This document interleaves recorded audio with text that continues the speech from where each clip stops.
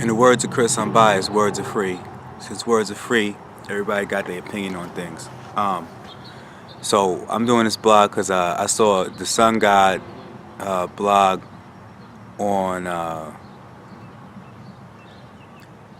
Jae Millz saying that without Jae Millz there'd be no smack. And Sun God was talking kind of reckless. Let me go back to the beginning because I have a really unique perspective on this whole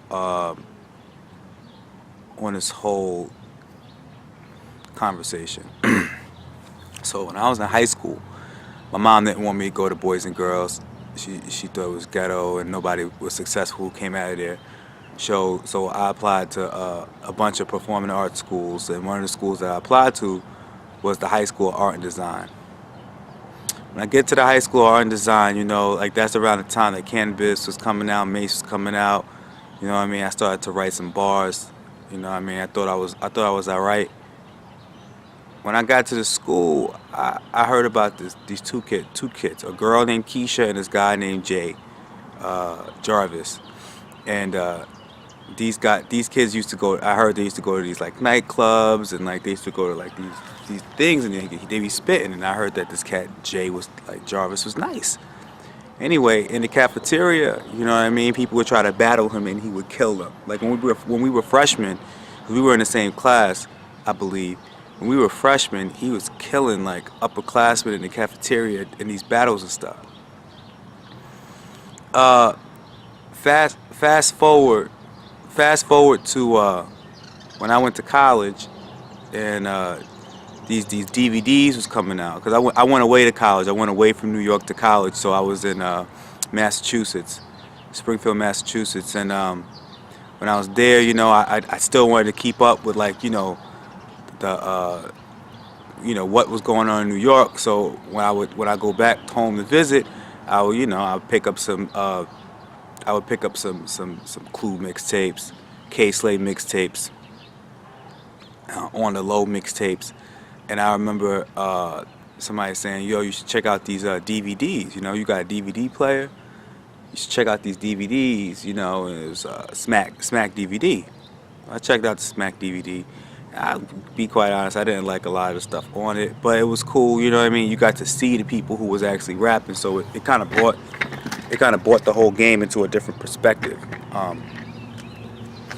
Anyway, after checking out the DVD, got to the back, and I saw this cat named Jae Millz, and he was battling some dude named Murder Mook. You know what I mean? I'm watching it and I'm like, yo, I think I remember that cat. So I called my cousin Fatima, who also went to school with us, and she was like, yes, that's definitely him. Like he be rapping, and not only that, but like I think around the same time Jae Millz was putting out music, he had that song No No No. I think it was pretty big. I remember like listening to it at clubs and hearing it on the radio station. So like we can go back and we can remake history in the way that we want to see it, but I remember that time specifically, Jae Millz was actually bigger than Smack. That's true. So I say all of that to say,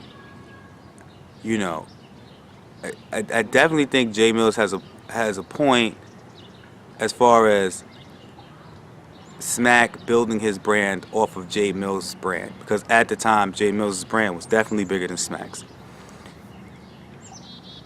After that battle, after the couple of battles, remember he had the battle I think with Sire Castro, he had the battle with Ness, Bad Boy. Diddy went and got Jae Millz. That's big. Like think about it. Like Diddy was like, yo, I'm gonna go get the hottest battler on the streets, and he knew it was Jae Millz.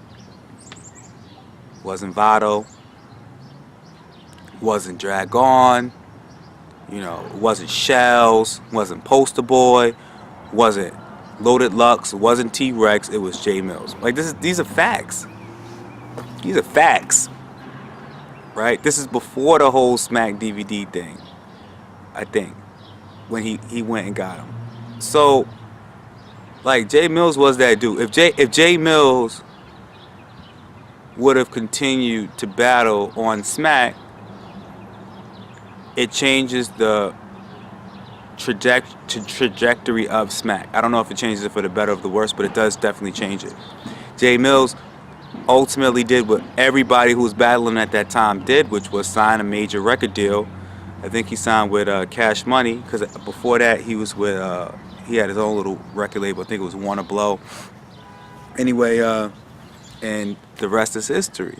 Jae Millz might be looking back at it like, maybe I should have stayed in the battle rap community, because then he would have got like a lot more notoriety, I guess. Like, he has to be seeing like what Charlie Clips is doing as far as wilding out, and saying like, hey, that doesn't look half bad. But Jae Millz made a decent career of himself. I mean, he probably was ghostwriting for Wayne, ghostwriting for Nicki, ghostwriting for Drake. Let's be real, right? That's what Corey Guns is doing too. So to jump out the window and say that Jae Millz is like out of his mind because he said that Smack made his name off of him, that's complete. I think y'all out of control for that one. I would say that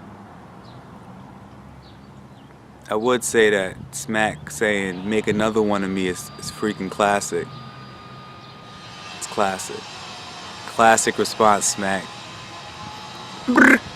Anyway, if you really look at it, like, Smack is way bigger than Jae Millz now. Smack is a certified brand in hip hop. Certified brand in hip hop. He did what a lot of entrepreneurs do. He threw stuff up on the wall and saw what stuck, right?